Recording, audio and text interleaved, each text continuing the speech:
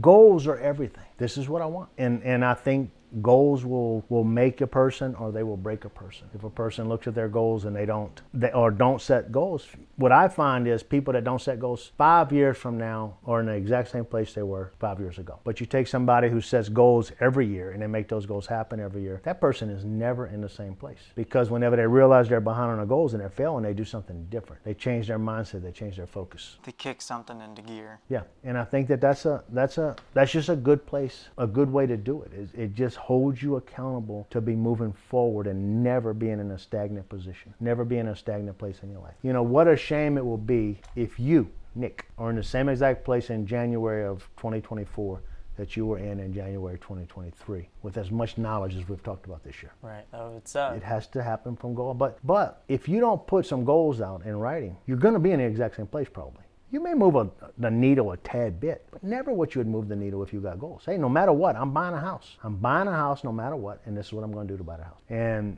you know, if you're in a position that you can't make any more money than what you're making, okay. How do I save more money if I can't make more money? Okay, I got to change my expenses. You know, I can make more money off of a rental property by raising my rent, but what if I can't raise my rent? Now I got to look at how can I lower my expenses to make more money off of that. And let's say I'm looking at, I can't lower it. Okay, maybe I need to get my behind up on a Saturday morning and I need to go mow that grass at that rental property and go ahead and burn some extra labor. Since I can't make any more hours at my day job, I can go mow the grass and save $100 a week on mowing the grass so I don't pay somebody else to mow the grass. Maybe I need to go pressure wash the house. I can go pressure wash the house myself. I don't have to pay somebody to do that. Maybe I save a couple $100 there. Maybe I got a plumbing leak somewhere. I can go fix that myself. None of that stuff is hard stuff to fix. But it's a way to go, you know, you're not making money doing it, but you are making money because you're saving money. You're not spending money that you would have spent. So you can look at $100 saved is $100 earned. I mean, and that was,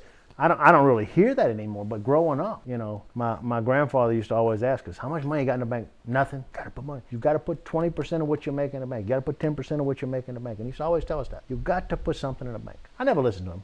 You know, he had died and was long gone before I ever realized what he was saying. But that is the truth. I mean, you got to save.